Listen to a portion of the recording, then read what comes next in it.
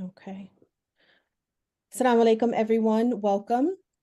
You have joined the community forum that has been organized by this wonderful group of sisters here to respond to the Eid violence that happened at Philadelphia Masjid. And inshallah, this is a forum that will, one, allow us to, as professionals, share some information. And we are not simply professionals, we're also community members. We have a deep love and care for our people. So as community members, as healers, as believers, this is a space that we really felt compelled to open up for the community to just gather together, to understand that as often as we might be privy to or experience violence in our communities, it is never okay. It is not something that we ever simply adjust to or say, oh, that just happens. It's painful, it's hurtful, it's disappointing, it's upsetting. And so inshallah, what we can offer in this space is an opportunity for us to sort of begin to make sense of what happened, while also providing resources and support that can continue to help people make sense, right, of what might seem senseless very often. So again, you have joined the community forum in response to the violence at Sister Clara Muhammad School on Wednesday, the Eid. And joining me today, my name is Dr. Kameelah Oseguera. I am the founding executive director of Muslim Wellness Foundation. And joining with me are the women who are responsible for also organizing this space. Dr. Taliba Foster of Line Psychiatric, Sister Farida Boyer, who's a licensed marriage and family therapist and founder of the Black Brain Campaign, and Sister Tasnim Sulaiman, who is a licensed professional counselor and the founder of Black Men Heal. So we are all Black Muslim clinicians. We are all Black Muslims who deeply care for and respect and want to provide support to our communities. So we're going to begin by providing some information. And then, of course, the Q&A is open. So if there's a question that you have, a comment, something that you want us to respond to, perhaps, please feel free to put that in the Q&A. And so what will follow over, inshallah, the next hour or so is some information specifically that we each would want to share with you all as a resource. And then we'll open it up. We want to, again, explain that the reason that we wanted to open this space is for us to gather. And there is something really powerful and healing about being in a space in which people are trying to come together and make sense, but also provide comfort and support to one another as well. So, Bismillah ar-Rahman ar-Rahim. Again, we want to invite you to be here and to be as present as possible. We will each take a few moments, or more than a few moments, perhaps about 10 minutes, to share some relevant piece of information that we hope acts as both informative, but also coming from a place of sincere love and care for the community. It's distressful, it's disturbing, it's upsetting, it's embarrassing, it's many things. And so perhaps together we can help build a more coherent story about what happened to help make sense. This is also news that didn't affect just the local community. It was state news, national news, international news even. And so there are a lot of eyes on Philadelphia Muslims, Black Muslims in particular, which adds another layer of stress. And so we want this space to be for us, it's by us. We are here as, again, servants, believers, healers, and being able to offer something, inshallah, that is meaningful for everyone who is gathered here. So what I'm going to share just very briefly is some terminology, some language that can hopefully, again, help us begin to think about what we are experiencing in our bodies, what feels perhaps still unsettling, right, even after so many days later. These things take time. So I would encourage you all to be very patient with yourselves, to breathe, right? To understand that when something unexpected happens in this way, we often don't know what to do. We don't know what to feel. We don't know what to think, but we are never alone. Allah subhanahu wa ta'ala is with us. We are with each other. And I firmly believe that in our community, we have everything we need in order to be there and to care for one another. So inshallah, if you'll bear with me.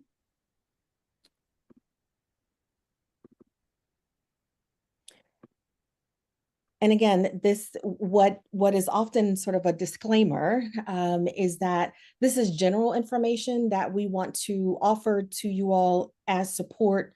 And we encourage you also to begin to think about how you might connect with resources, therapy. The experts on this call can certainly provide support in being able to connect with therapeutic sources, counseling that can be ongoing, right? This is not a new quote unquote problem for us in the community, but it is one that has shaken many of us to the core because there are some specific elements that are just, again, very unsettling, very disturbing. So this community forum includes, again, the founder of Black Men Heal, the Black Brain Campaign, Line Psychiatric. And so this is general information. There might be some particulars to your situation that doesn't fit what we might offer. So we encourage you to continue that exploration in the best way you can with a professional, and also including those who are supportive for you and your own healing.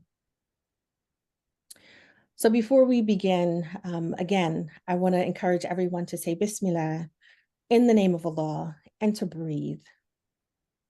This is a time that is perhaps still feels like you're in shock and disbelief. It's confusing, it's infuriating, but we can always call on Allah subhanahu wa ta'ala, and we can always breathe and not take that for granted. So I want you to just listen to the invitation here to breathe.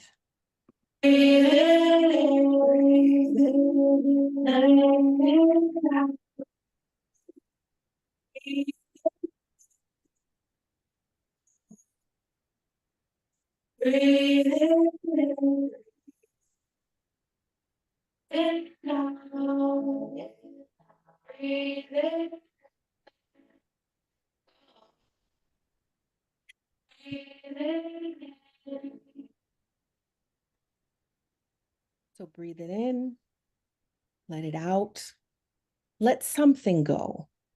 Perhaps you've just sort of arrived here to this space and you're thinking about maybe what you're going to make for dinner. You have obligations, you have, people that you're caring for, but allow yourself to be here and to breathe and to sit and to gather with others who are also concerned. And I want to lift up this hadith in that Allah says, I am as my servant thinks of me, and I am with him when he makes remembrance of me. If he makes remembrance of me to himself, I make remembrance of him to myself. If he makes remembrance of me in a gathering, I make remembrance of him in a gathering better than it. And I want to remind this or offer this as a reminder so that as we talk about things that may bring back memories or experiences or trigger you in some way, to remember Allah. And in that remembrance, right, we are taught through the hadith that when there is a gathering in which Allah's name is invoked and we're in remembrance of him, that there are angels that descend and fold their wings around this gathering, right? So we're here virtually, but the sentiment is still the same. So when you find yourself, perhaps your heart is beating fast and you're having difficulty concentrating, to breathe, to remember Allah, right? And to remember that we have everything we need, inshallah.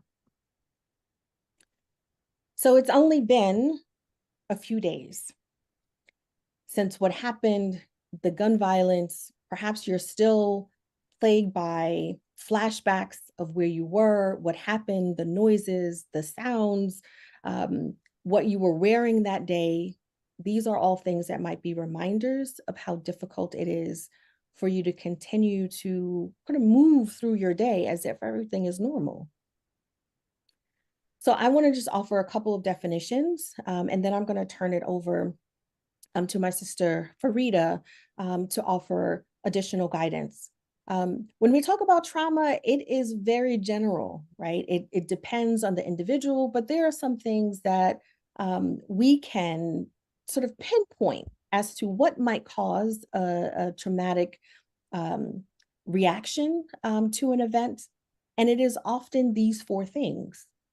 Something happens unexpectedly, you were unprepared for it, you felt powerless to prevent it, and it happens repeatedly. So if you think back to Wednesday, if you think back to what happened, it was unexpected, no one could be prepared, everyone might have felt powerless, right, and in fear. And it is also something that has happened in the city, in our communities repeatedly. And when we experience something like this that overwhelms our ability to respond to it, to cope with it, it can cause a traumatic reaction. So some of the symptoms of acute stress, right, which is a form of stress that follows a traumatic event. So within 3 days, perhaps up to 4 weeks after a traumatic event, we may have difficulty sleeping, difficulty eating, concentrating. You might find yourself being more irritable, moody, or perhaps you're even feeling numb, right? Everyone is saying, well, how are you feeling? What are you doing? And you feel detached even, right? That you feel this sense of distance from what happened, or maybe it's difficult to even recall what occurred. Something that is also a hallmark of this acute stress is feeling like something might be a reminder. Maybe it's a smell. Again, maybe it's a sound, something that you see, someone's voice, and you start to think and remember some of those experiences, right? Where you were you trying to run? Were you on your way there, right? Were you trying to reach someone? After a traumatic event, you may replay these things over and over in your mind, and perhaps you even do it in your sleep, right? And it feels like you're having nightmares, or you wake up and your heart is beating really fast. And these are the memories that keep flooding back. So I want to encourage you to take a deep breath. And another. And just, think about where in your body maybe you're feeling tense, you're feeling like, you're clenching your fist, you're clenching your jaw. Take a deep breath in and exhale. So there are three things that I also want to point out here. Is that this violence that happened at the Masjid on a day that is just full of celebration and anticipation and excitement and joy, there is a loss that we might also be feeling, right? Loss in that we assume that there is safety at this joyous gathering, right? We assume that, perhaps I have to be more vigilant and conscious of what's going on around me. But on Eid day, children are playing, people are talking, people are relaxing, having fun, they're laughing, gathered together, and we don't expect something like this to happen. So it's a loss of what we assume belongs to us, which is safety, which is a community that can be celebratory and joyous without something like this tragedy occurring. So there is also a grief associated with that loss. And what I want to lift up here for us as Muslims, and as Black Muslims in particular, a disenfranchised grief, right? Perhaps the way that we are perceived puts us outside of expressions of sympathy, of empathy, of care. Perhaps there are assumptions about who we are as Black people, that we are violent, that we're lazy, that we're animals. So when we're grieving this loss and this tragedy and this violence, perhaps that is even sort of perplexing to other people who are thinking, well, shouldn't y'all expect that? Right? This is the perception that others may have of us, so that they don't even maybe understand the grief that we feel. But we have to name that there is grief and loss, because this is a violation in many, many ways. So there is sorrow, there is distress, there is disappointment. And sometimes that sorrow might be expressed as anger. Like, I'm furious, right? I'm not sad, I'm angry, right? These are all things that we have to be able to name in order to understand how to cope with it better. And Allah says, so lose not heart nor fall into despair.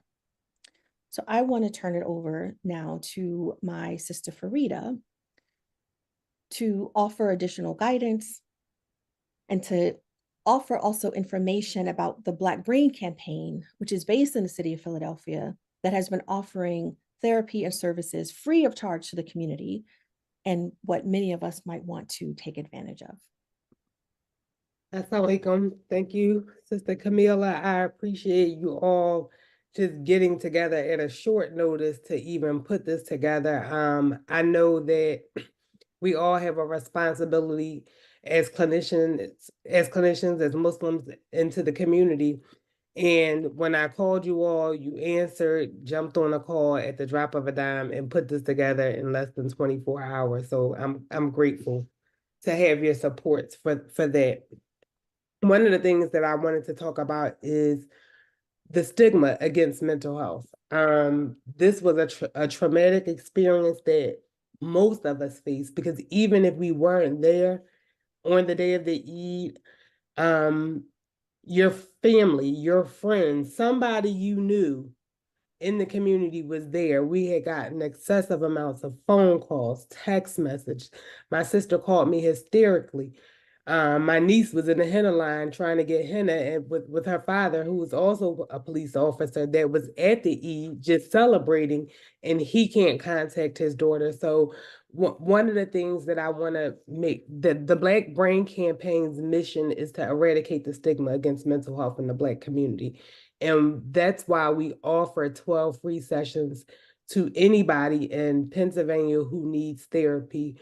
We want to make sure that you have clinicians who look like you, who understand your language, and can offer the supports and services that we need. This, as we've been saying, is a traumatic experience. I was on a phone call. I am a alumni of Sister Clara Muhammad School, and have been there for all my life. Even when I did not attend, I was there on the weekends for Girl Scouts or for whatever events that they were having. And it was a place that we all congregated to on the day of the Eid. Even if you didn't go there to pray, you were going there to meet somebody after to engage in the festivities. So it just, it hit us all hard. And as members of the community, we want to make sure that you all are supported and have the help that you need. It's a difficult situation. I was able to go to Juma prayer yesterday, and I was glad to see that it was a full house and people were not afraid to come back. It was, security was tight in the area, but as Muslims, we believe in the qadar of Allah, and whatever is going to be is going to be. So I'm grateful that people were there. As a community member, it's important for us to be a support for one another.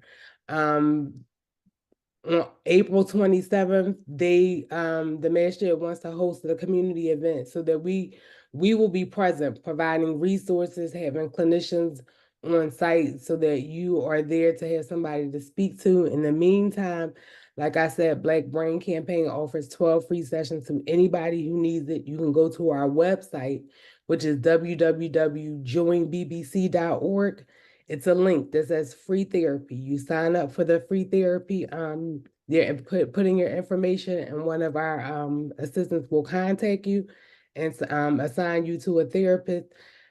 It's important that we all heal from this. We cannot. I'll share a story briefly. I grew up in West Philadelphia, and it was May, I think it was May 10th, or I know it was in May, I think it was Mother's Day.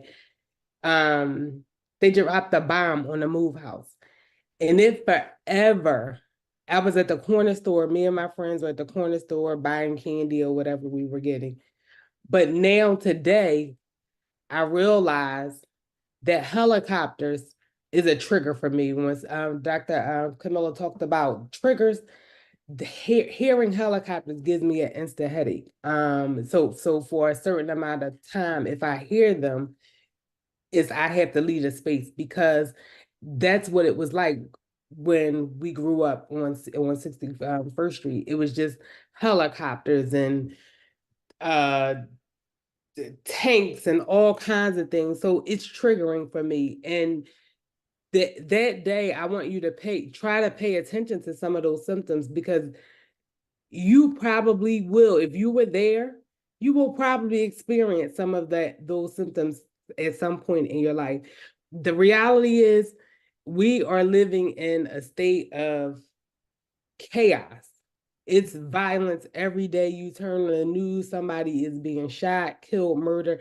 You can go into a school and ask any of the children, do you know anybody that's been shot or killed or murdered? They're going to raise their hand, because that's just the reality that we live in.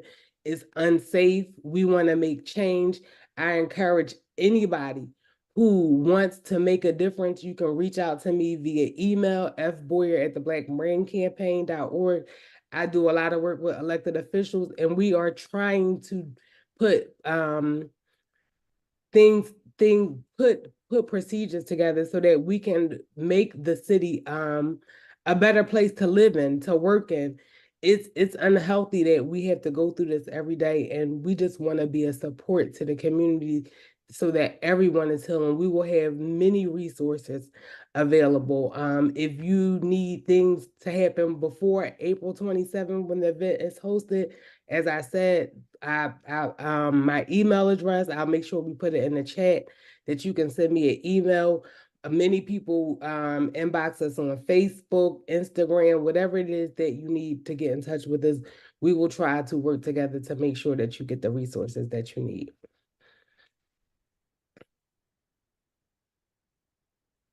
Thank you, Sister Farida. I wanted to, I guess, ask if you could share a little bit more, especially around what a trigger is, right? You said just the sounds of helicopters can, kind of bring you back to a moment. What might people need to know about those triggers, what they mean, how can they make sense and cope with it? So as I said, like, the helicopters were the trigger for me. It took me back to 1985 when I was at the corner store, and hearing those helicopters, we were afraid. They dropped bombs, so the ground was shaking. So if you could have been as I said, in the henna line. So maybe seeing henna can become a trigger for you, because now I know I assimilate, and this is just an example. Seeing henna might be a thought of somebody's about to do a shooting. You don't know what the triggers are going to be for you, but I encourage you to pay attention to figure out. It may be a sound, it may be a smell, it may be a taste. You could have been eating some food and some good fish from the school, and it's like, now I never have a taste for fish again. Or when I smell the fish, it can be a trigger for you, and you don't know what that trigger is going to do to you. You don't know how it's going to make you feel, but I wouldn't you don't know how it's going to make you feel, what it's going to make you think about. But whatever if you feel something that's abnormal that you're not used to feeling, it's probably triggering you to have a different type of feeling. So pay attention to that feeling. One of the things that I encourage, especially parents, this is another thing that I want to mention. We have to really be attuned to the younger children, because a lot of times we don't ask them questions like, how are you feeling? What are you doing? Or even when we do ask them, they say, I'm okay. If you Google feeling words, you're going to get a list of feeling words. You can even get, for younger children, there's some faces and expressions that can come up.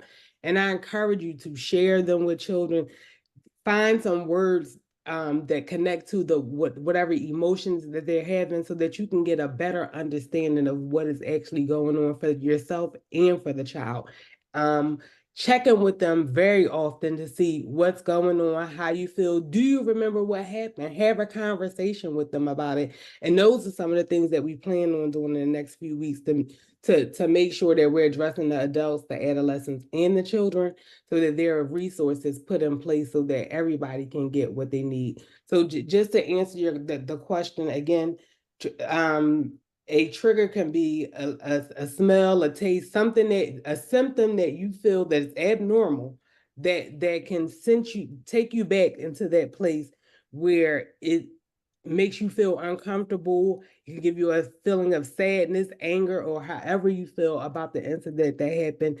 And it, to be honest, it can last a lifetime. I told you this event happened in 1985, so it still triggers me today to hear those helicopters. So but it's important for you to get the help so that you can understand what it is that you're going through. So that's why when we talk about the importance of therapy treatment, we want to have clinicians available who you can process those thoughts and feelings with. If you're having a triggering moment, that it doesn't go unbothered, that you can actually explain it to somebody who understands what you're going through, so that you can be able to process it and get through it. Thank you. And I think, one of the sort of, it's tragic because we're meeting under these circumstances, but I think one of the beautiful things about the community is that we do have experts, right, that can help explain. And sometimes this terminology, this language that's everybody uses, right? Oh, I'm so triggered, but sometimes I don't know what it means. So thank you for offering that really simple explanation. And I'm hoping that, people who are listening and there's some questions, but that they can start to notice, like you said, right? Something, maybe my heart starts to beat faster and I have no idea, like that never bothered me before. But now if I see too many people, right? Or if I see too many young people gathered, it makes me nervous, right? And so just being able to identify some of the moments that people recall and they start to feel afraid, right? Or they feel like they're right back in that moment when it happened. We don't talk enough about the diagnosis in the Black community. Anxiety and depression is one of the top diagnoses in the Black community. So those triggers that we're speaking of can be brought up again by but you may see those symptoms of anxiety and depression just going through that experience if you're triggered by some of those things. So that's why it's important for you to pay attention to it. I tell people all the time, write it down in the notes section in your phone. Right now at 7:57, I feel my heart palpitating, and it's lasting for about 5 minutes. So then when you get to therapy or you get to see a psychiatrist, that you can explain to them what is actually happening for you in the moment. Thank you. I'm trying to keep up and offer some of the things in the chat so people can follow along, because I know it can be a lot to take in, but this is being recorded. I just want people to know it's being recorded. We'll put all of the information together so that you know how to reach each person and follow up on those free therapy resources as well. So shukran, thank you, Farida, for that. Sure. I want to now tap in my sister, Dr. Taliba Foster, who is the medical director and founder of Line Psychiatric, to also offer some guidance around what's happening and what people might be feeling. Assalamu alaikum. Thank you for having me. Before I get started, I do want to thank Farida for reaching out. It's literally been 24 hours. She reached out, gathered a group of women, group of sisters who understand that as Muslim women, that it is our responsibility to uphold the community, to nurture the community, and to take care of the community when they're in peril. So I want to thank you, Farida, and then Kameelah, Tasnim for coming, Kameelah for putting this beautiful presentation together. Tasnim, everyone for just coming together. I appreciate it. And I appreciate you guys including me in the conversation. So just to continue on with Farida was saying and what Kameelah said earlier, I just want to talk briefly about trauma. So my name is Taliba Foster. I'm a child, adolescent, and adult psychiatrist, which means that I went to medical school and I am able to prescribe psychiatric medications and also provide therapy. So I want to talk briefly just about trauma, just how it affects your body from a medical standpoint. So we as a people have been disproportionately affected by trauma. The geography, crime, income, discrimination, education, and like Farida said, most importantly, which keeps it all a secret, stigma. Because we are affected by traumas that way, we're constantly in crisis. It's chronic. Kameelah talked about the acute trauma, the event, which happened on the id. But that was superimposed on our just daily trauma of every day. Gaza, the elections, being Black, trying to pick your child up from school, just there are 1,000 issues, 1,000 reasons why we are hypervigilant. We are actually functioning now in a state of crisis, which means that your central nervous system is up and ready to go. Just waiting for the next shoe to drop. So when you come to the id, and the thought is, again, like Farida, I attended Sister Clara Muhammad. My mother was the first resurrection. I don't know if people will even know what that means anymore. But that's where I grew up, Clara Muhammad. So many janazas that Clara Muhammad was just the hub where no matter where you were, everyone would come back to Clara Muhammad. No matter what masjid you decided to go to, everybody would still meet at Clara Muhammad. So it became like a sacred, neutral masjid. So when everyone came to the masjid to let their burdens down, to relax, finally, there's a shooting, and then you become even more hypervigilant than you were prior to going into the masjid. We know now that if you are exposed to continued trauma, it causes physical issues, psychological issues, and behavioral issues. So from a physical standpoint, you get chronic health conditions. Your brain development in children is impaired. They don't think as well as other children. Their cognition is off. Psychologically, emotional health is not good. Problems with cognition, problems with socializing, social difficulty, which is why kids are trying to solve things not by talking, but by violence. They have impaired brain development and problems with socializing with each other. Then you have to look at behaviorally. It causes delinquency, substance abuse, and abusive behavior. So those are the effects, no matter where you are in the world, that if you are under chronic trauma, these things will happen to you. The good thing is, that was the bad news. The good thing is that us sisters, we got together in 24 hours, and the community is also alert and ready to go, calls for action. Like Farida said, there's another event on April 27th, but we're a resilient group, and where there is great crisis, there is great opportunity. So do not despair. This happened, but we are going to take our city back. We're going to take Clara Muhammad back. But we all have PTSD on some level. Okay, let's just be honest. Whether you're, racial justice, COVID, there's a lot of fallout. And while it would be excellent for you to come to therapy and be, even think that therapy is a thing or that therapy works, that's not realistic.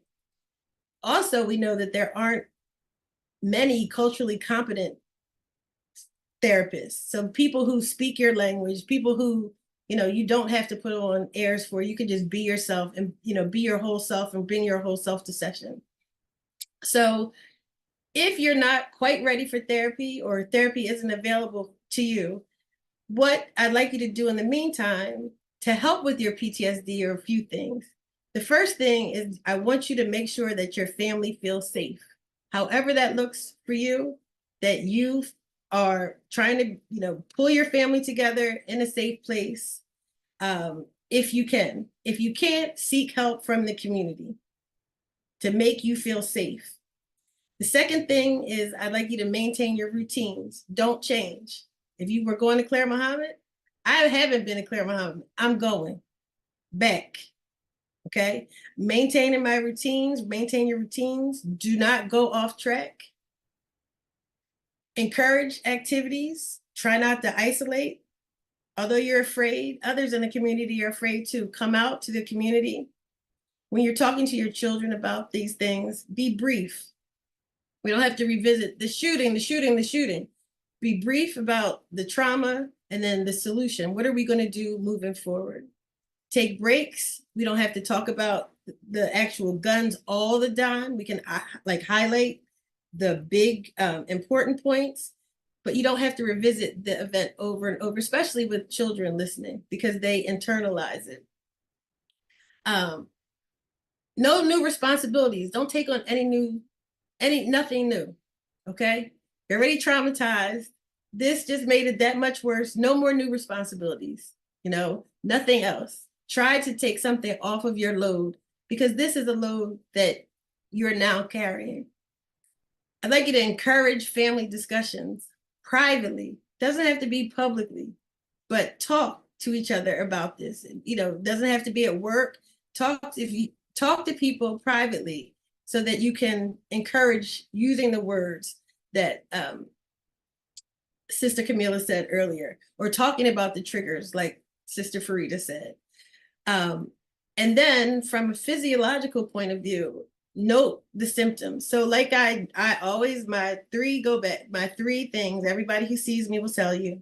I always ask people about their mood, their sleep, and their appetite. And just as Farida said, if there's any change from your baseline, you used to be this way and now you're this way, that's a change in your baseline. So if there's any changes in your mood, you used to be happy, now you're sad. You used to be joyful, now you're angry.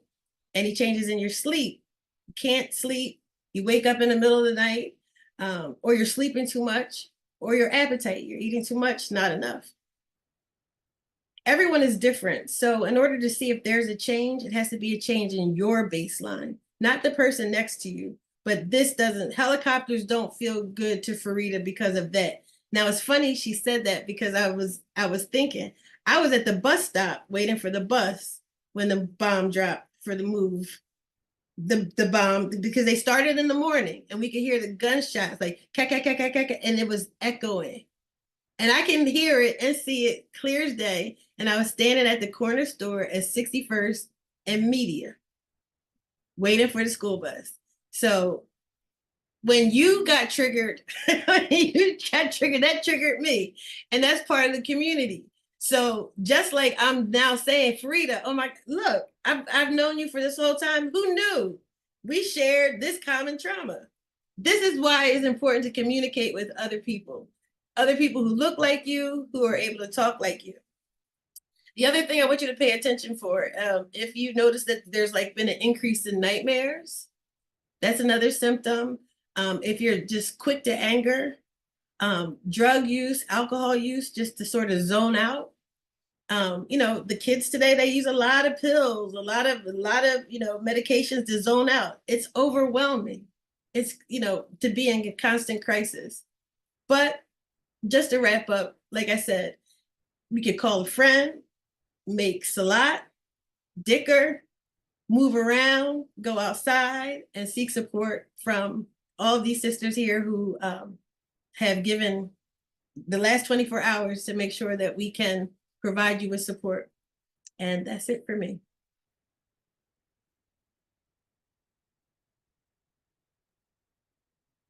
That was really helpful. So I'm adding what you're saying to the chat, and hopefully folks can see that. And I do again want to follow up with one question, if you can explain. Sure. What would be the difference between acute stress and PTSD, right? Because I think even PTSD people have heard and may even self-diagnose. But as a psychiatrist, right, you have criteria that you would use when Gosh, seeing. here's my DSM for it. And we all have it. We all made it. Whoever made it through COVID has PTSD. Okay, so Basically, so if you're looking go at it, ahead. so like Sister Kameelah said, one event is usually an acute trauma. It could be a weather event, it could be a shooting, it could be, you know, that you witnessed something. If those symptoms aren't resolved, making me try to remember back, was it 30 days? I believe it's 30 days. It then becomes chronic. If that's not resolved, if you're continuing to have those symptoms 6 months, it becomes PTSD. Let me check, because I have not, this is a board question. I haven't taken my boards in 25 years, but I believe that's what it is. But we as a people are living in a constant state. So basically it's just timeless, acute, chronic, and then post-traumatic. And usually the difference between the chronic and post-traumatic stress, PTSD, is flashbacks, nightmares, you avoid the spot that you were there. There are triggers, you know, you have issues with depression, you have issues with anxiety. It could be many different things. But that's usually the difference. For acute trauma, it happens, but you're able to rally and get over it. The constant assault, which again, geography, income, discrimination, education, stigma. And stigma is the one that's one of the most important, because no one wants to talk about it. So if you don't talk about it, then it doesn't exist. I just want to add one thing. When you talk about from acute to post-traumatic, what usually happens is when you don't do anything to address the acute problem, it escalates into the trauma. And that's with anxiety and with depression. And that's why we encourage you to get help as soon as possible, so that you can address the issues as soon as possible, so that they don't escalate into something long term.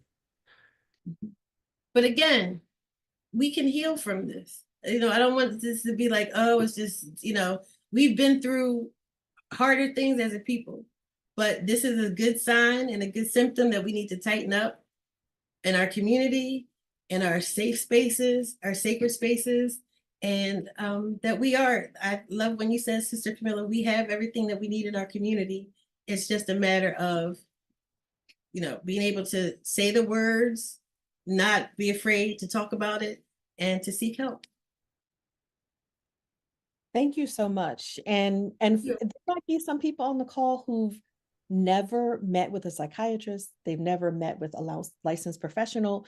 So they may even have ideas like, well, if I go to your office, should I lay on the couch? Right? I mean, all of that also contributes to the stigma, right? People just don't think I'm crazy. Well, or maybe they'll think that you're doing what is best for you so that you can be healthy.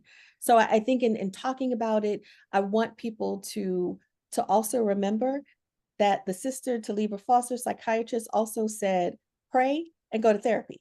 She didn't say just do either or, right? I always say all of the above, right? We have been given all of these resources, and it is a mercy from Allah subhanahu wa ta'ala. So we should never think that, or if you've experienced going to a therapy session, or you've encountered a clinician that did not take into consideration anything at all related to who you are as a Muslim or as a Black person, then perhaps that's not the best fit. But a person who is culturally competent, is what Dr. Foster said, is someone who understands that there are layers to what you're experiencing, right? Not just now, but over time, generationally.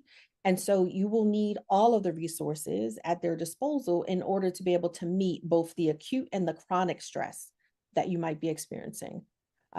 So thank you for that. There were so many gems, and I tried to capture them as many as I could in the chat. So I want to bring in Sister Tasnim Sulaiman, who is the founder of Black Men Heal. She is also a licensed counselor and has been doing some amazing work actually around gun violence prevention with youth. So I want to give you the floor. Yeah, thank you, sis. Assalamu alaikum to everybody. I am obviously here with my sisters. They called me about, trying to respond to this tragedy. But first and foremost, I'm here as a community member. And when we first got on the other day, I had to take a moment with them, my helping professionals, to vent my own feelings of trauma, my own feelings of hopelessness that was creeping up. And they were really helpful. And so like, it's actually helpful to be here because processing, I always say the process of naming what your experience is a part of the healing. So the introduction to me, I'm born and raised Muslim here in Philadelphia. So if you're Muslim here in Philadelphia, everybody knows that Sister Claire Muhammad is a staple. As far as my father, brother Ayub Suleiman, was passed on, it's we've spent many Eids there, you know, marriages there, like you said, funerals. It's a part of the community. And I was with my family on that day. We weren't there, but it was just really heartbreaking. And it put a dent in that day for us.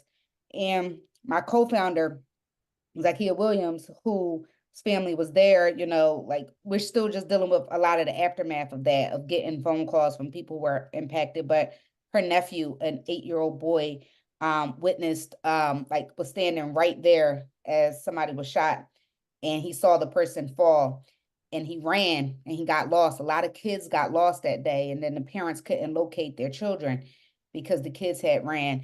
And his mother, who wasn't there, the father called the mother, couldn't find the mother, and she drove to try to get there, but the traffic, you couldn't get in that vicinity. You couldn't get in or out of that vicinity because of the traffic and the police response, which alhamdulillah was swift. And community response was swift. Let's not forget that the community that was there on the ground also joined forces with police that day to have swift responses. But so we're dealing with a lot of that aftermath still. And so I wanted to talk about that night of, it was already scheduled, but that night of the shooting, Wednesday evening, where we have been in development, Blackman Hill, of a gun violence program for youth, to answer one of the questions that was in the chat about where can a youth go to deal with these gun violence issues. So we have a program called Gun Violence Group Therapy, and we are presently implementing that program at Level Up. Level Up is one of the places in the city. It's in West Philadelphia, led by Pastor Aaron Campbell. It's one of the places in the city that 600 to 1,000 kids per week go to Level Up. It's an incredible space where the kids are fed and they dance and they do all types of things. But we're working with a group of about 25 youth right there for a small group therapy. And I would say about 50% of our group members are Muslim. And, you know, Pastor Aaron called me that day, did we want to cancel? And I was like, no, absolutely not. So we went. That shooting happened in the afternoon, and at 6, Blackman Hill was at Level Up doing that group. And then the next morning we were doing the gun violence group program for a group of brothers here who are also at high risk of gun violence. So that is one of the things that we're going to be talking about in our responses on the 27th. Blackman Hill will be there, but, want to talk about whether or not like we need to just implement this gun violence group therapy curriculum with specifically at Clara Muhammad or within the other youth groups. So if you're out there and you have a group of youth, or if you service a group of youth and you have a need for this program, you can get in touch with me about that and we can come out and do that. They said so much that, I kind of want to reiterate or talk about as well. Oh, that's what I forgot to mention. Blackman Hill. So Blackman Hill, I started Blackman Hill 5 years ago. And the reason why I started something as a therapist that really centers Black men, and it's not necessarily to decenter any other group or population, but how many of our adult men 18 and over, there's a lot of program for youth, there's a lot of program for women, there's a lot of program for community, but something that is very intentionally centering Black men was important for me. And so what we do is we provide free individual therapy for Black men, but we pair them up with culturally competent therapists because it's very hard to find therapists who can relate to your unique needs. So we provide free therapy sessions, and we also have 2 free support groups. So for my parents out there, for anybody who's 18 and over, we have one for men that's free called King's Corner. That's every Sunday night at 7 p.m. And we have one for the sisters called Hill with Him, and that is every Saturday at 11 a.m. And they're virtual. And so if you're not actually ready to step into an individual therapy space, if you're not ready to make that level of commitment, what I love about the groups is we have people from all over the country who join these groups, but you don't have to be on camera. You don't even have to speak. But again, being able to hear, and I promise you, you will. Every week there's a different topic applicable to mental health issues. And every week you're going to hear someone else speak your story that you may not have been able to name or speak for yourself. And even that is freeing for you, because it's like listening to a song lyric or listening to a soar, and the bar is like, oh wow, how did they know? And so that's what I really love about the group. So you can sign up for all of these resources at Blackman Hill, whether or not it's the individual therapy or the groups. And for the youth, we have this gun violence program as well. So they had talked a little bit about the trauma, PTSD.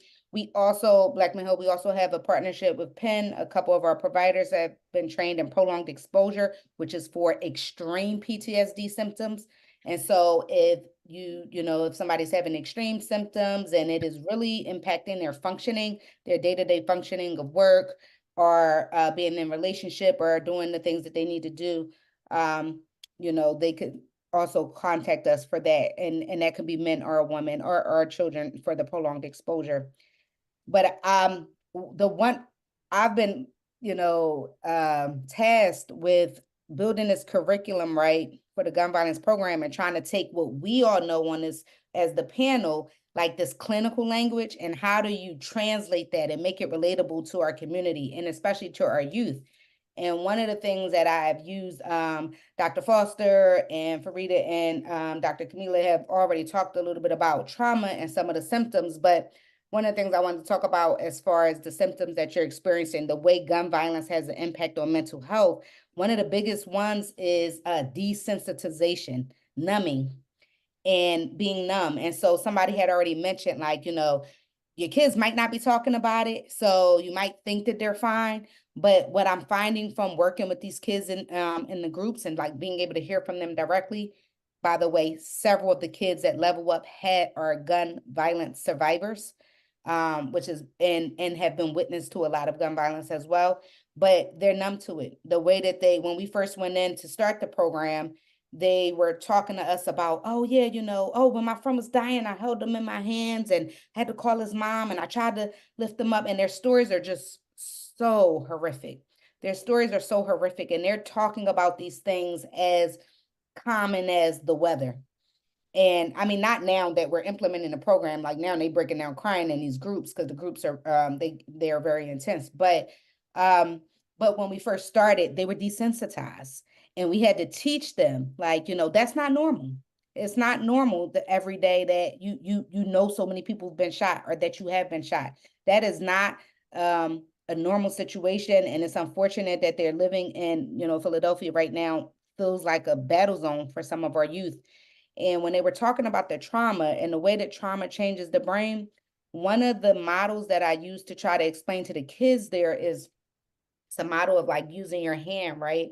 And when you're impacted by mental health is also a big cause of gun violence, because people who are pulling the triggers, believe me, they are impacted with the part of their brain that says fight, flight, or freeze. It's the survival brain. It's the threat center. It's almost like an alarm is going off the whole time, and it's real loud. And so you don't feel safe, and everything is perceived as a threat. And it's why we're like all at a loss, like, wait, because we all of a certain generation, all of us of a certain generation, we don't understand, because we like, all right, yeah, back in the day, it used to be shooting and stuff like that, but it's a different level of disregard and disrespect now that none of us understand. Like, we're like, wait, these kids, like, they just don't care. Like, how could they not be thinking? But it's innocent people around. How could they not be thinking, wait, no women, no children? How could they not be not trying to have some regard for safety or community, right?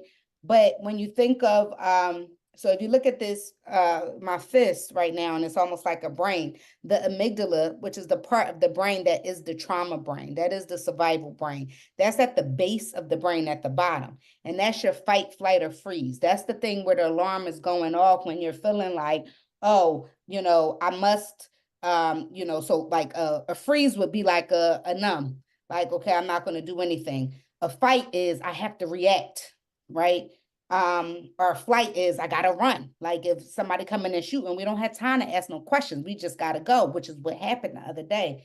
So, but the thing about the brain and the way the neurons work is the neurons go from the bottom of the brain, the base, to the top.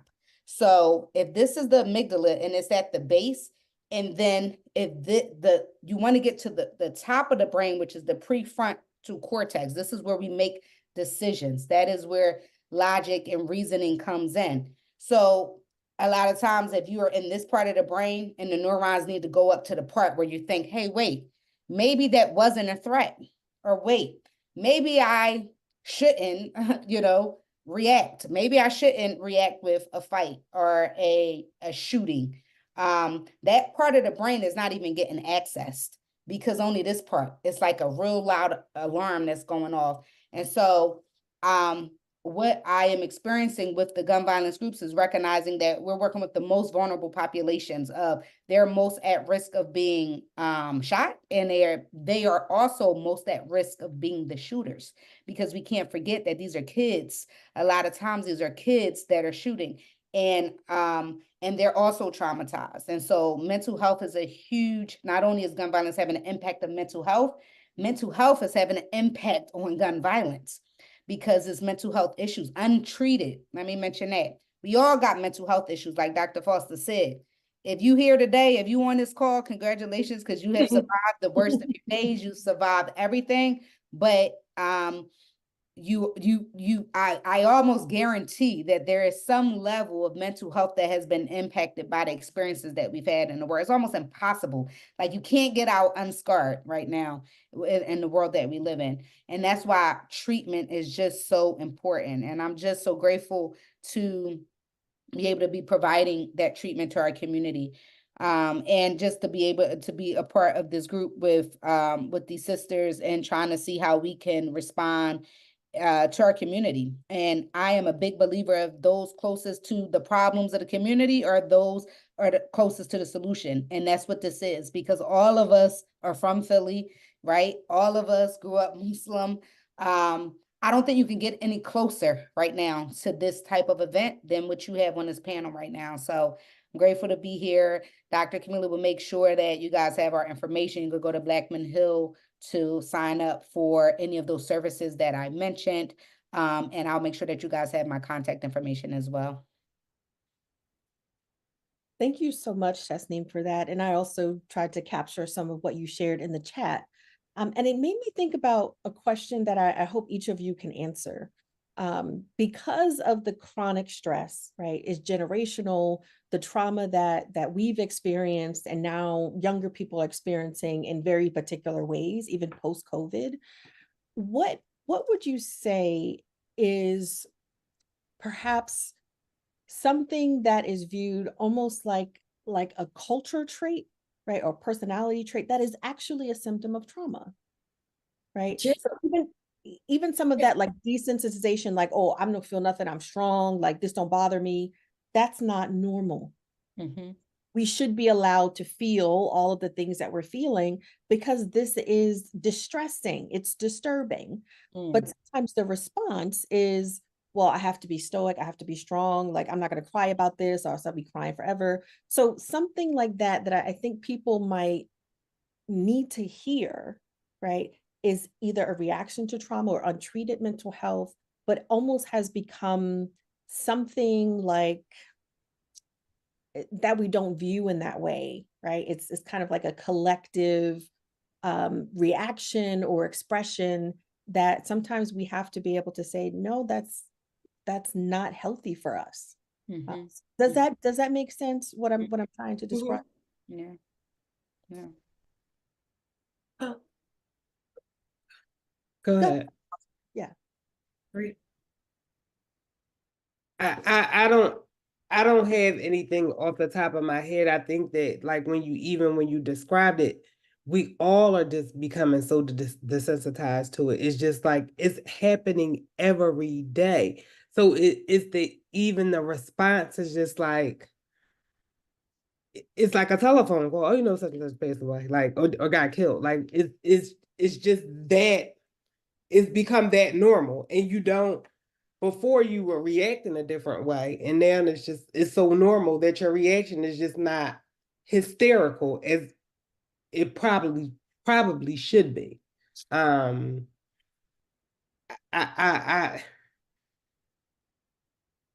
as a clinician, just as a mother, wife, whatever, it's overwhelming. It's just overwhelming to hear this every day. It's a lot.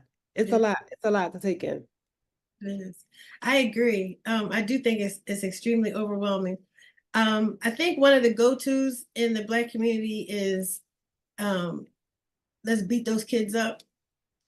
And I think that that's something that we should probably address because they're already beat up by things that we never experienced. Talking to kids every day gives me the opportunity, like Tasnim, to just get a glimpse into their world. And it's just so different. But I'm optimistic. I think we could get over this. I think we can get through it. I think that, yes, we are demoralized at times, but we're talking about it. This never happened. People didn't get diagnoses when I was little. People got spankings. You know, I have ADHD. Who knew? You better sit in that seat, sit down, Taliba. Get up one more time and watch what happens. That's how my ADHD got. Fear is what fixed my issue, whatever issue it was across the line in the whole family.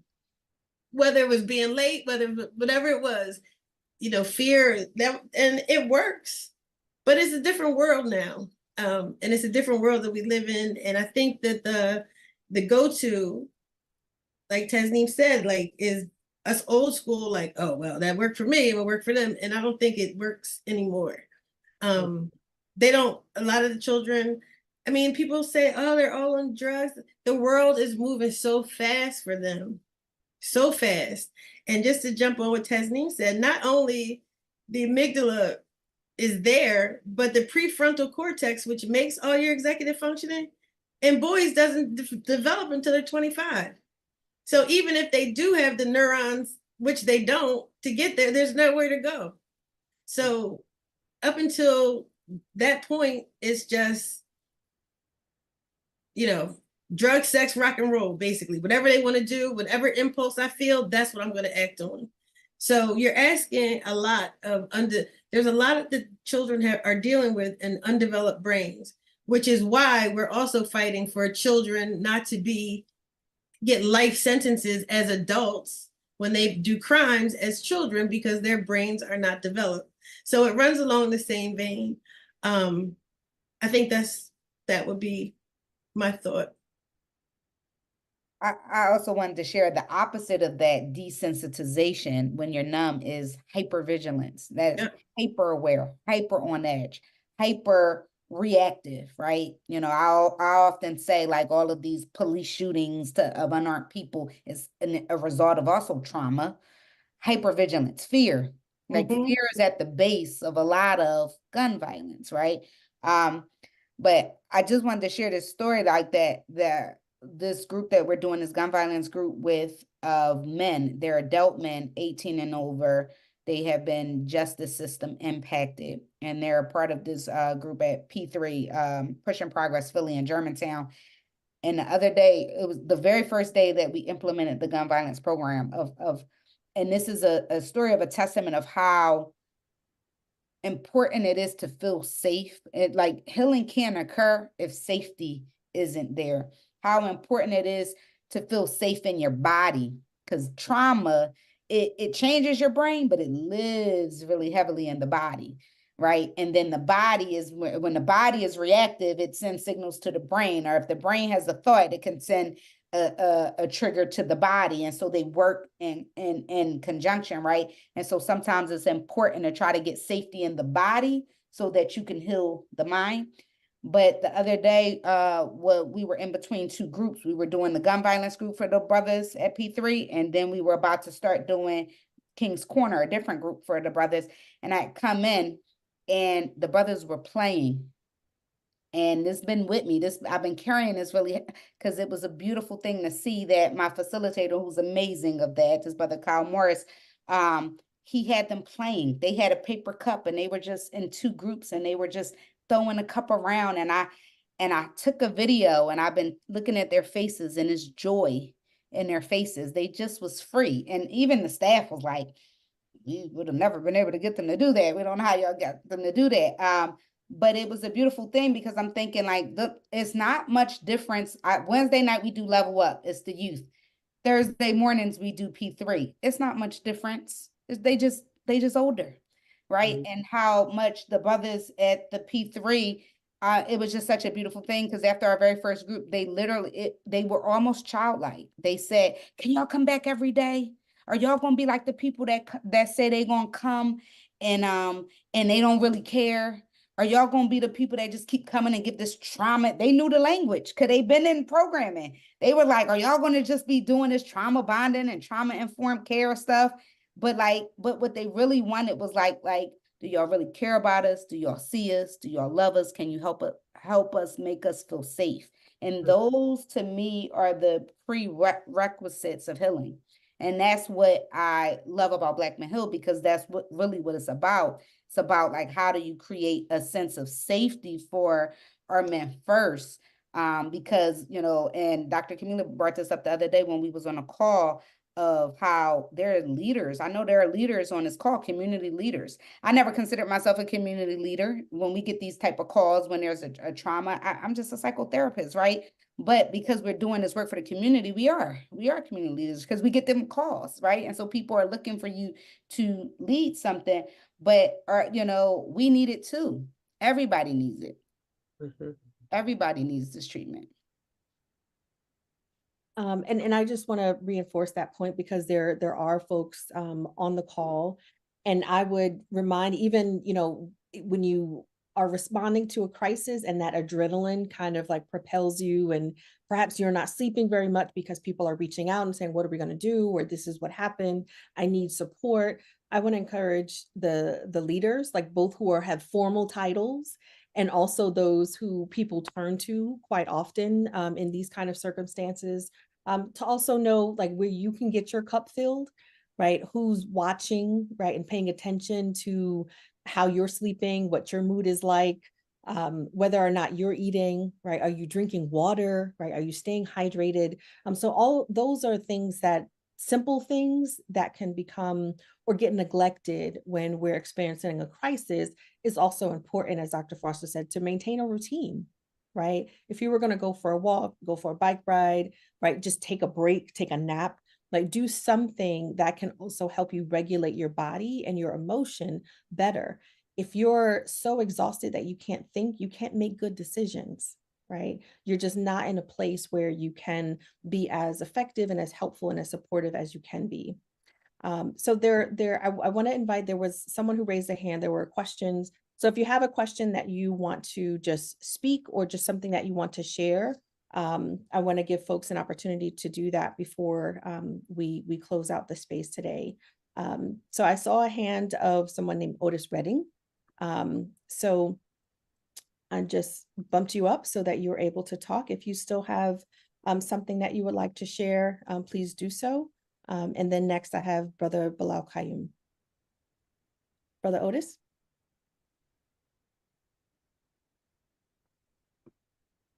He's on mute if he's trying to speak. Feel free to unmute yourself.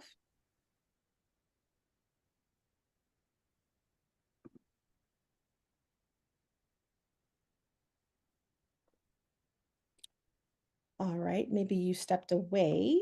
But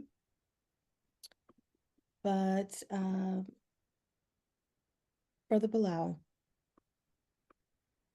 Good evening. Can you hear me? Yes. Assalamu alaikum. Walaikum salam. First of all, I am very glad I'm on tonight and listening to your comments because of it. 4 sisters being on, and as a male, I really appreciate the comments, and I'm learning. One of the things I try to do is learn every day, even though I'm in my elder state of my life. But I just wanted to make a comment, two quick comments. And I'm sorry that I see the sister from Black Men Hill. I think she's off. She's still on. She probably can hear you. Okay. I was at the park before the shooting happened. And I went, in my question, I put it in about we have to engage the youth. I saw immediately when I was at the park, there was the elders, the older folks were more towards the mosque in the street eating. The young folks were all up in the park towards the top of the park, towards Gerard Avenue. And what I do a lot of times is I go out, even when I'm in the streets, I speak to young folks. That's when I made that comment in the question about engagement. I literally went up and saw the different groups of guys standing around, and I went inside their groups, gave my salams, and shook each of their hands. A lot of them were surprised that I was doing that, because I realized, once again, they're all up on the top of the park, but nobody was coming up and talking to them. So that's why I do that. But I also felt, and I guess this is part about the feeling about trauma, something was not right in that park. I got the feeling that something was going to happen. I didn't know what it was. So I left and I went up to 29th Street, to the eve up at 29th and Lehigh, from Philadelphia, Germantown Masjid, and they literally hundreds and thousands of kids up there. And they were acting up, which nobody talks about.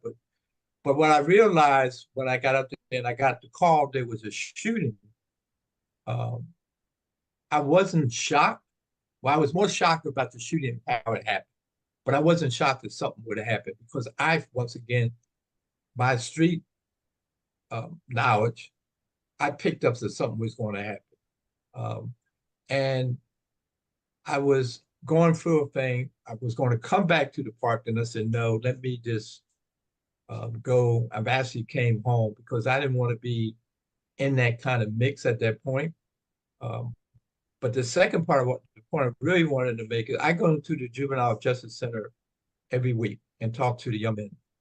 And Thursday I went in and I went into the pod where they hold the young men. And I went into what they call a sight and sound unit. 9 guys were in there, all 9 guys, 8 Black youth and 1 Latino. They all were Muslims and all of them had murder charges. So I wanted to go in that unit that particular day because I wanted to talk to them about what happened Wednesday. And it was interesting in the conversation and some of the stuff I've been hearing that you're talking about. Folks, young men they really don't see hope. And I'm assuming, since I'm talking to folks who deal with this, that's a trauma issue. That's a mental issue. I asked them, I kept probing them, what can be done? All of them kept saying to me, nothing. It's the street life, and this is just the way we have to live. And if someone takes a friend of mine's life, I'm going to retaliate to take him, or vice versa. Now, once again, you heard me say all 9 of them have murder charges. The last conversation I had before I was leaving, one young man said to me, you got to understand this is generational and we need a new generation to break the cycle, which I found out very, very interesting for him to say that. But what I find out when I go into the Juvenile Justice Center every week, the key thing that I find out, these young men don't have hope. They really don't. And that's what we got to break. And part of breaking that hope is we got to engage them. And I know about the Liberal Arts program. The minister out there is doing a tremendous job. I know about Black Men Hill. I go on those sessions on Sundays a lot since she started it. But I really believe that part of the solution is going to be is how do we really, about young folks, how do we really have a process now to have an open process to engage them and have discussions with them on all kinds of levels. My last comment is quickly, and I talked to Ryan about this. We got to concentrate on how to build families again. The destruction of the families is causing a lot of problems we have now. I talk a lot about white institutional racism, how it affects violence. Black men are isolated.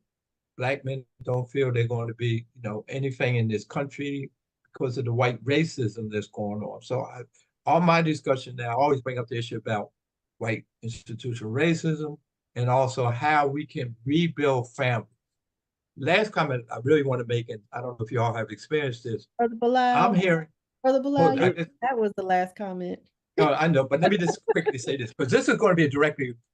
I'm hearing from the young men that they dislike their mothers as much as I'm hearing from them about the dislike for their fathers.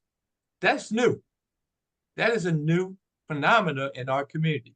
They talk to me, and I'm not going to say the words they use, against their mothers, like they talk about against their father. That's a new phenomenon in the Black community because mom is always the staple of the community. So we got, as we move forward, we got to look at all this conversation that they're giving to figure out how we're going to move forward to really begin to solve a lot of our problems. And all of it's probably related to mental health issues.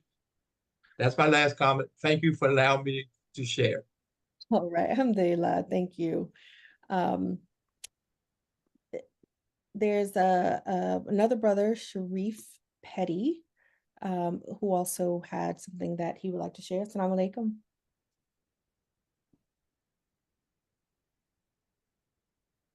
You're on mute, Sharif. Can y'all hear me? We can hear you now. Yeah. Assalamu alaikum. Well, Yes. Can you hear me? Y'all can hear me good? yes. Yes.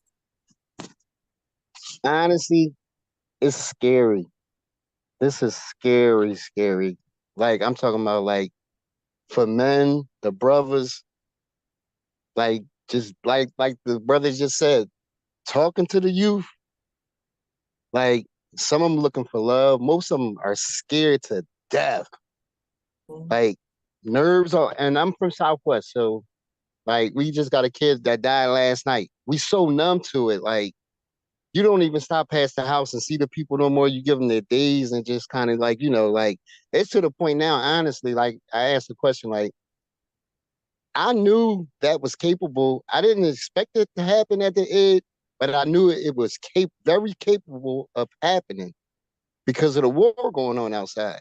Like, it's a deep war going on. Like, some of them be generational, but most of them I'm learning now is mental.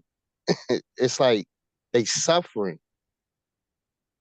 The drugs, and I'm gonna stand on the drugs first. The drugs, maybe problems at home, the men, and it's still some good men around that talk to the young boys, but most of them, like, they'll turn on you. So it's a thin line that we gotta stay with them because you don't want them to think you're against them and rooting for them other guys because they slick with it and they don't care. Like, they don't, like, that whole Southwest massacre that happened. I just left my brother. It was one of his sons. He's so traumatized. Like, his other son is traumatized. He won't come outside. And I just had my own experience alone. Like what she said, like at Black Men Hill, like the layers of trauma as they lay up, and once their brain crash, like, it's just like it amazed me how it happened to me because I realized I'm like, wow, like triggers. Tinted windows are a trigger for me. Tinted windows. Just by watching the shootings and stuff that happen. And the guns that these kids got, honestly, are military style type guns. These are military style type guns. I'm telling you straight from I'm in the jungle. These are guns that cops don't even own. So my whole thing be like, like, how they get these guns, like, so quickly. They get these guns so quickly. And Sharif, I have a question. Sharif, I have a question for you. What do you think you can do to make it better? honestly, me, you know what I started out by doing? Giving them salams and speaking to them and talking to them and just trying to get to the, see where my generation went wrong. I'm 48. A lot of these are my friends' sons that's getting killed. My friends' kids' sons, they getting younger and younger and younger. Like these kids really, they 13 and they from 13 on up, and they really can shoot a gun. Take them apart by way of YouTube, put them together by way of YouTube, and then they get the songs. And then you have honestly, this my biggest question. Radio station. Y'all play this drill music and y'all know what's gonna happen. But for the views and everything else, they monetize. And at the end of the day, the songs that some of the songs they play, people get killed right after these songs. And it's scary. Like it's really scary. Like for me, I isolate myself to the point where it got bad. And I'm a trooper.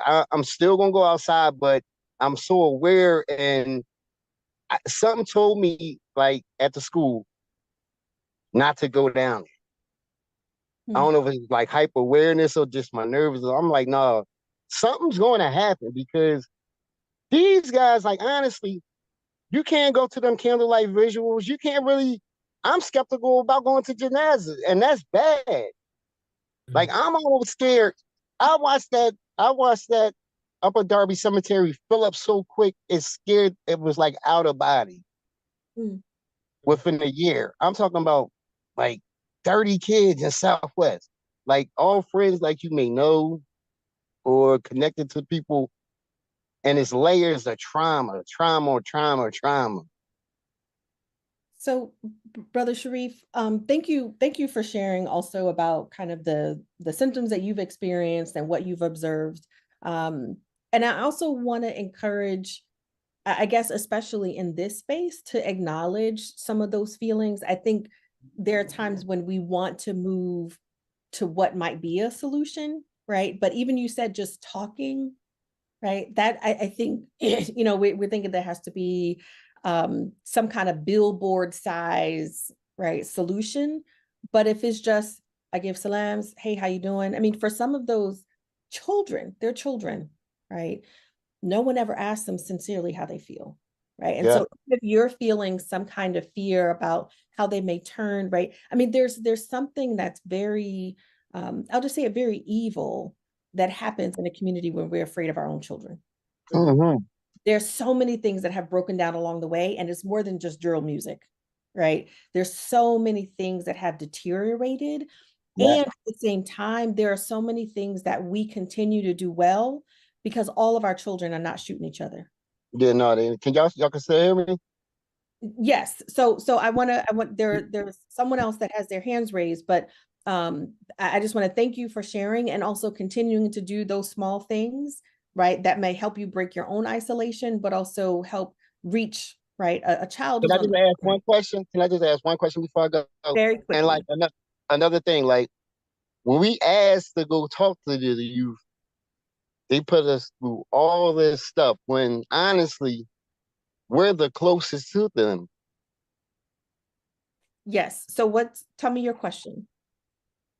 How can we get into the youth study center faster to kind of get in these kids' ear, like, because it's going down fast and that's it. So, okay. So I would say that's a bigger conversation, but I also wonder, like, in our own family, in our own circles, who are we talking to?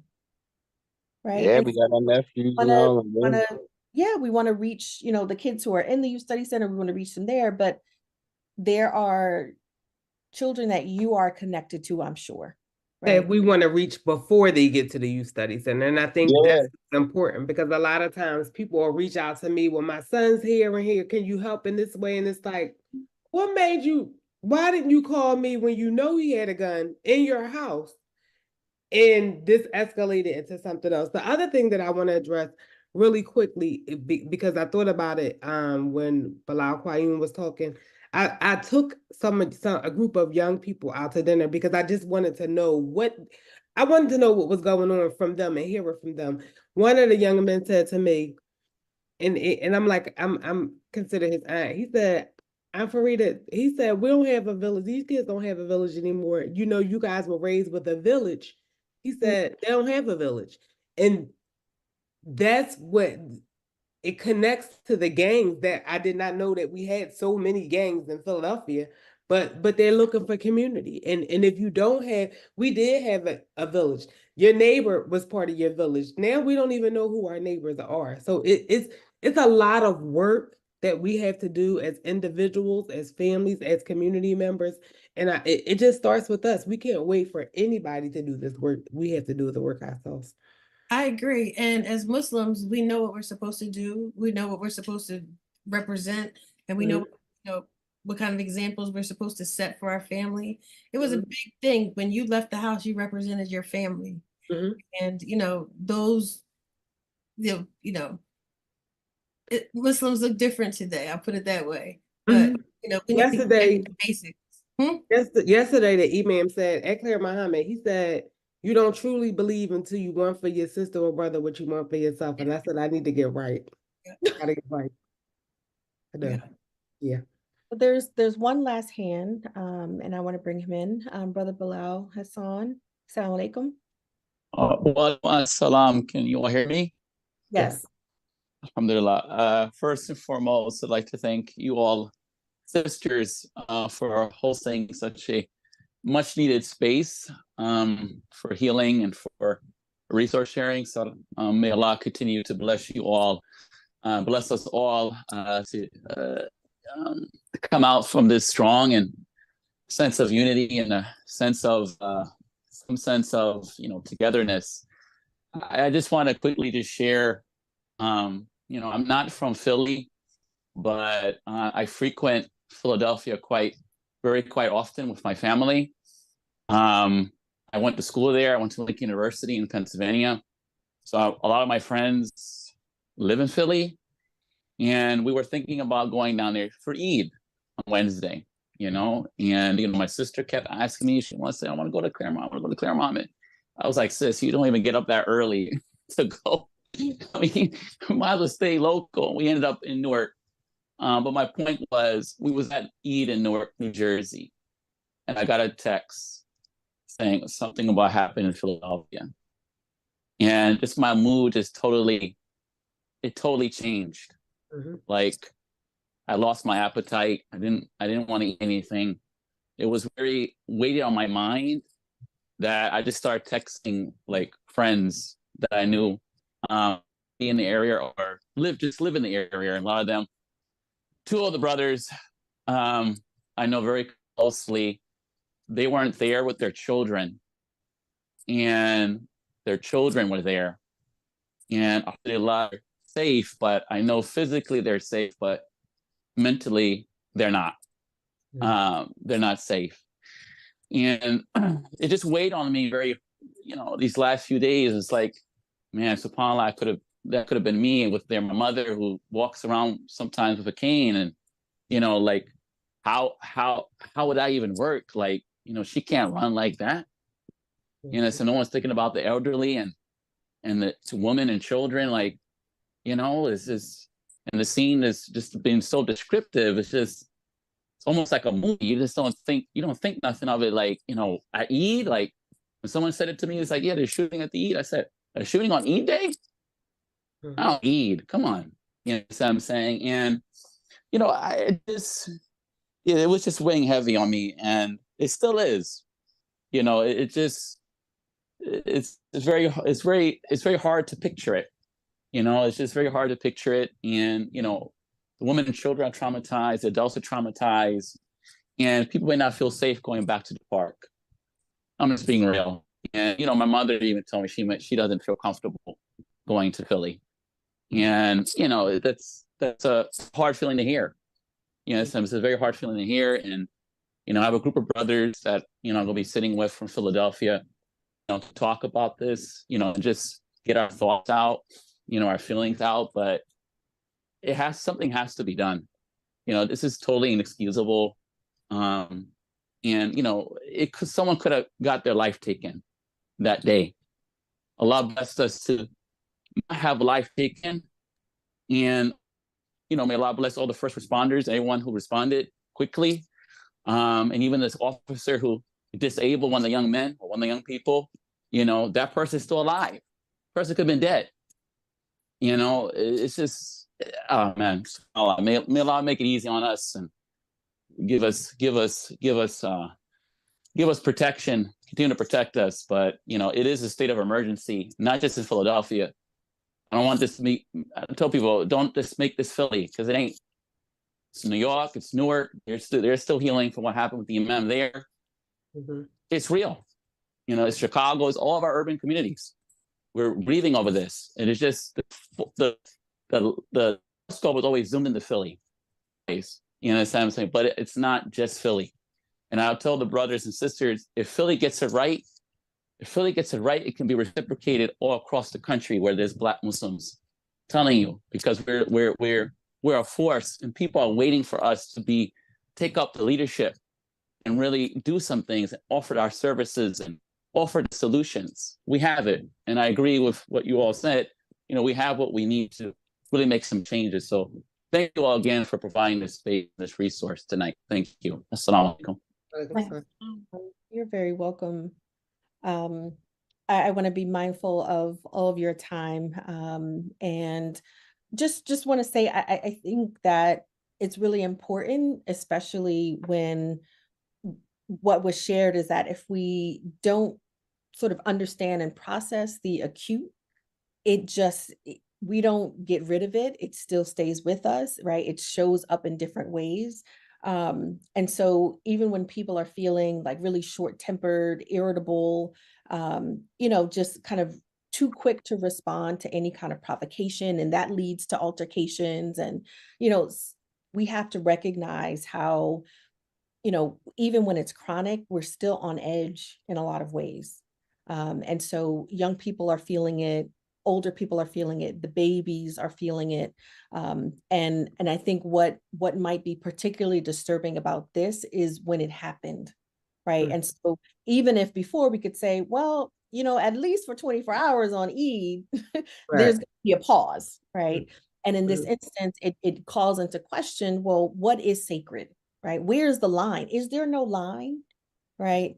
And that can be that feeling of just being always vulnerable, being exacerbated by the trauma, right? Like there is no safety anywhere. I'm not even safe at the masjid, right? Just imagine someone saying, I just need to stay in my house, but we know you can get shot in your house. The police have done this, right? And so the safety that we create can be also in something that looks like asking a person, how's your day? Right? Like just some kind of interaction, a word that is spoken. And we're going to be mindful when we do this, but when we talk about big solutions, they actually start with, like, have we had conversations with the young people in our own lives, right? When I'm talking to my children about, like, what are you hearing on the news? Like, what is kind of on TikTok, right? Like, what are the apps that they're on? How are they speaking to one another? How do we understand that? Whether or not we agree, like, how do we understand ways to engage young people in a way that feels like they can sense that we're genuinely curious. We're not trying to say, well, back in my day, they don't care. They're like, I don't know what you was doing in 1985. I don't know what you was doing in 1992, right? That's over. That feels like 100 years ago. But how can we understand what their lives look like now? And honestly, when we take that moment to be curious, I think it also makes us humble, because their lives are not like our lives, right? And so knowing, like, yes, if I went out and I was in public, I was representing my I was representing my family, and somebody was going to pull me up. The fact that they don't have that now should make us all very sad, right? It's not their fault. Something else happened before they were born or when they were younger, so that they don't feel that sense of community, right? And there's, a saying that we might have all heard before, that the young people will burn down the village to feel its warmth, right? If they are not engaged, if they don't feel cared for, they'll burn it down. And so if we're all feeling some of that, like a little singed on the edges, it should really make us think about, one, let's start with, who are the children and the young people in our lives? Do they know that they're cared for? Do they know that they're loved? Do we tell them, or do we assume, right? Or do they feel like, you know what, when I'm talking to my older, my 19 and my 21-year-old, they're like, the world is literally falling apart, it's burning, right? I don't know what my life is going to look like in 20 years. Well, I have air to breathe. Like, you have climate change, you have violence. So they're feeling kind of like an existential kind of hopelessness, but they need to know that we love them and that we care for them, right? And the things that we do and the sacrifices we make are so that they can have something like a good life, right? And so I want to thank you all, because I know you all care, right? And not just because you're a professional, but you're caregivers, right? You have people in your life, you're believers, right? You're committed to your community and you want to see it thrive. And so I want everyone who joined us to know that if you have questions, submit it to one of these very capable, expert Black Muslimas, right? To answer your question, like, I've been thinking about therapy, but I don't know, I'm kind of afraid. Like, these are the kinds of questions that we want to be able to provide answers to help the community along in a healing journey that we desperately, desperately need. So this recording will be sent out. Another sister, Sania Brown, wasn't able to join us, but she is the founder of Just Breathe, LLC. She is also a therapist, and she has offered, for those who have registered, a free grief journal that she's going to take with her. She's going to drop off at Philadelphia Masjid. She's also offering free 20-minute short Zoom consultations for people that may have one-on-one questions that they don't want to ask publicly, but just as a way to talk to an expert. So I'm also going to include her calendar link in the summary of this call. So if you're struggling, if you're feeling confused, you're not really quite sure what is happening, she's going to be offering that space, that one-on-one space, to those who need it within the next 2 weeks. So thank you all for joining. Thank you all for being here. Again, I'm always as upsetting and as, just disturbing as this is. I felt actually a sense of pride, right? My community has what it needs right now. What we must do is continue to call on the law and, pull all of these pieces of love and of expertise and of commitment together. But I think we should feel what we're feeling and also know that Allah got us, we got each other. And, when we stay committed to that mission, I actually think there's nothing that is impossible. So alhamdulillah for all of you and for your expertise. Apologize in advance for the flood of calls that might come, but I know you all you're on the front line, you're frontline responders, and it's because it's your heart, right? That's at stake. It's the community that's at stake. So alhamdulillah. Is there any sort of last takeaway or reflection or comment that you would like to share before we close for tonight? The only thing I want to say is there will be more resources in regards to this tragedy coming up. I would encourage you all to follow our social media pages, websites, all of the things that Sister Kameelah offered. That's the best way for us to reach you guys to get the information out. If there's anything that you feel like you need, feel free to email, inbox, all of those things, and we'll try to do our best to make sure that that we make it happen. We are right now a panel full of women. Men are involved. I saw a few of them at Juma yesterday and was like, I did reach out to you. I am going to reach out to you. So inshallah that we will have men on some of these groups that we're trying to hold an in-person town hall meeting to get people in the room to express how they are feeling. I just want to say, last final words is that, the other day when we first got on a call, I was like, oh, I'm just feeling so traumatized myself. I'm feeling hopeless. And I have to just remember that I am the hope and that you are the hope. And if you're on this call, that be the hope, because being the hope is a part of being the solution. And also want to say that, you know, in regards to the men, like, you know, as far as with Black Men Hill, the brother was a Sharif. If you are interested in going out to talk to the youth, one of the things that we were really intentional in doing about building our gun violence program is pairing up not just clinicians. I talk like a therapist. I'm a nerd all day. I use terminology. I don't know how to talk like the kids, but we are looking for, like, we are desperately looking for. It's an organization that is built by women, but like we are not centered in it. Like people don't even really often know me or know that I run Black Men Hill, and that's fine because it's about the community, right? It's about the brothers. But if you are on a call and you're a man and you want to go out and talk to the youth, then contact me, pair up with us. I would love to have you come out to one of these groups. And we also would love to do some of our clinical talk and training for you. Like if you want to go out and be the relatable one to the community, we want to do that. We want to pair up the clinicians with our community members so that we can work together. Because I mean, we all in this together. We got to go back to it. It does take a village. And you know, I just invite everybody out here on this call to be a part of the village. I guess my closing words would be, show yourself some grace, be kind to yourselves. We're all going through it. Like Tasnim said, it's a hard time out here, and healing isn't linear. So it's not like you feel good Monday, you got to feel better on Tuesday, Wednesday, Thursday. Oh, I don't feel better by Friday, I'm done. It doesn't really work like that. You might have a good day, might not have a bad day, but the goal is for your good days to outweigh your bad days. And by doing that, reaching out to your community, trying to reach out for resources. And again, these women, I think we can turn some things around. Inshallah. Inshallah, inshallah.